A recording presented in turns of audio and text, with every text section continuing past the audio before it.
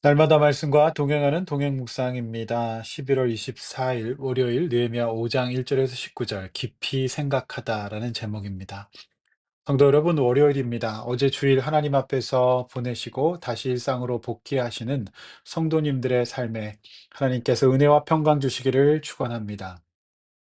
느헤미야 4장 본문에서 느헤미야와 이스라엘 백성들은 산발락과 도비아를 중심으로 한 대적들의 치열한 공격을 받습니다. 하나님의 부르심에 순종하여 성벽을 재건하는 일은 이처럼 사단의 공격을 받기 마련입니다. 업신여김 당하고 욕먹고 노략거리가 되고 미약하다고 무시당하고 절대 마치지 못할 것이다. 여호가 올라가도 무너질 것이라는 공격은 절대 믿어서도 받아들여서도 안 되는 공격들입니다.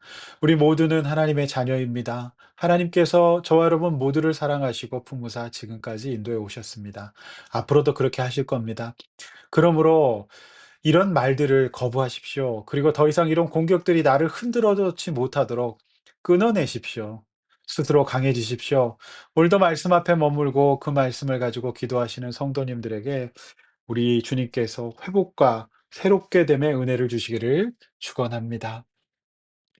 본문 보시겠습니다. 원망하는 백성들 1절에서 12절까지 볼 수가 있는데요.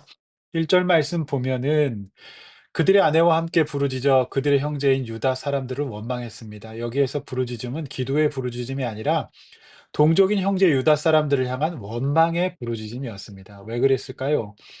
그들은 지금 포로 생활에서 함께 귀환하여서 어렵사리 예루살렘 성벽 재건의 일에 동참한 동역자의 형제들이었습니다. 그런데 현실은 3절 밥과 포도원 이런 부분들을 형제들에게 저당 잡혔고요. 4절 말씀에서 역시 밭과 포도원을 담보로 세금을 내야 하는 상황이었습니다. 이방 왕들이 과도한 세금을 매겼기 때문이죠. 5절 "우리의 육체도 형제의 육체와 같고 우리의 자녀도 그들의 자녀와 같거늘."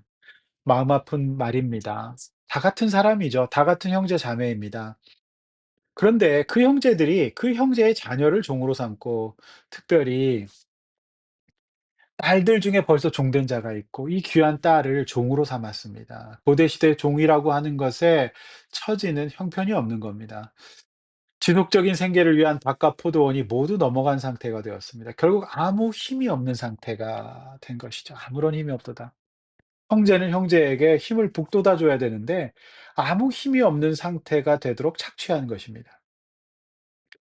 물론 빈부귀천은 어느 사회나 존재합니다. 그러나 하나님의 동역자라고 하는 이들, 이스라엘 백성들끼리 이방 백성들이 그렇다 치더라도 하나님의 나라, 하나님의 백성, 하나님의 뜻을 쫓아가는 이들이 이렇게 살면 안 되죠.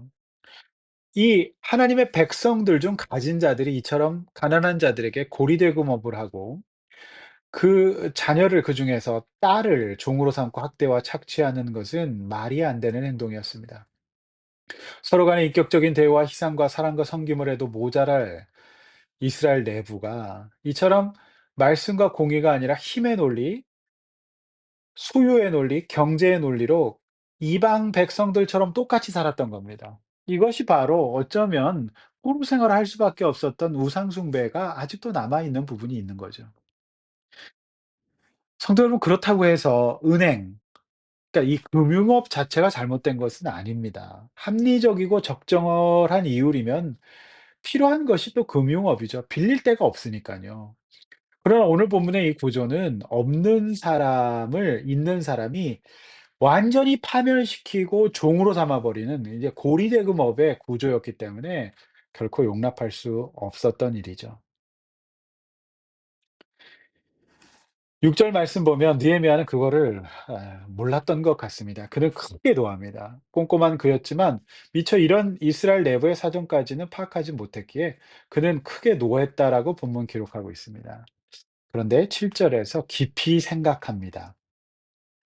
곰곰이 생각합니다. 순간 너무 화가 났고 너무 강력한 부정적인 정서가 올라왔지만 느헤미야는 역시 느헤미야입니다. 그는 그 강력한 부정적인 마음이 이끄는 대로 행동하지 않고 그의 감정을 통제합니다. 깊이 생각했다. 이제 무엇을 생각했을까요? 이걸 우리가 묵상해 봐야 하는데요. 일단 사람이 화가 나고 속이 상하면 이게 잘 안 됩니다. 그러나 느헤미야는 깊이 곰곰이 생각할 수 있는 능력이 있는 사람이었습니다. 당장의 어떤 말이나 행동을 미룹니다. 감정이 상해서 말하고 행동하지 않고요. 하나님 앞에서 객관적이고 합리적인 판단을 했습니다. 하나님 앞에서 이 일은 옳지 않고 그것은 가진 자들의 횡포였다는 판단을 했고 이를 공론화하는 대회를 열게 됩니다. 9절 말씀처럼 이것이 하나님을 경외하는 사람이라면 이렇게 살 수 없고 10절 자신과 내 형제들과 종자들도 그래 왔다는 것을 인정합니다.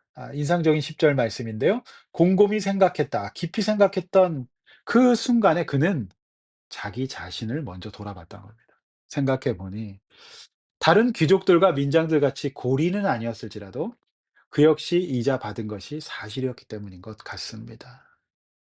따라서 우리가 속이 뒤집어질 때 곰곰이 깊게 생각해 봐야 합니다.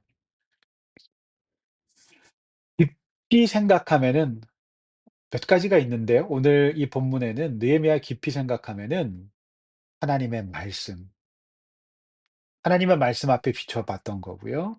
그리고 자기 자신을 돌아보는 회개, 그리고 강자를 감싸고 약자를 무시하는 태도가 아닌 정의로운 감각, 이런 것들이 정의로운 판단, 이런 것들이 그의 깊이 생각함의 콘텐츠였던 것입니다. 따라서 깊은 생각, 곰곰한 생각은 말씀, 회개, 정의로운 생각으로 정의할 수 있습니다.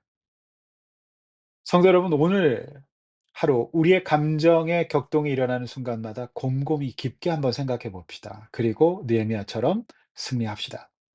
그런 성도가 성숙한 성도, 성령 충만한 성도, 기도하는 성도인 것입니다. 자, 12절에서 19절 말씀에는 이제 느헤미야가 곰곰이 생각한 대로 문제를 풀어냅니다. 그리고 13절 모두가 하나님 앞에서 이제 회개하고 구습을 고치겠다고 결단하게 됩니다. 14절, 18절에는 반복되는 두 말씀이 나오는데요. 총독의 넋을 먹지 않겠다. 그리고 19절에도 나오죠. 19절 말씀이 아니라 19절 말씀은 결론이고요. 오늘 이 말씀 앞에서 우리가 반복되는 말씀이 있는데 "총독의 녹을 먹지 않겠다."라고 하는 내용의 말씀이었습니다. 그러니까 여기 보시면은 18 절에 또 반복되지요. 이것은 그가 정규 급여를 받지 않았다는 뜻이 아니라 자신은 선임 총독들이 했던 부정부패를 하지 않았다. 그러니까 그 외에 과외로 착취했던 거 안 하겠다라고 하는 겁니다. 정직하고 깨끗하게 총독의 직분을 감당하겠노라고 다짐했던 것이죠. 어제 저와 여러분이 함께 보셨던 느헤미야 11장 말씀처럼 그는 지도자로서의 역할을 보여준 겁니다.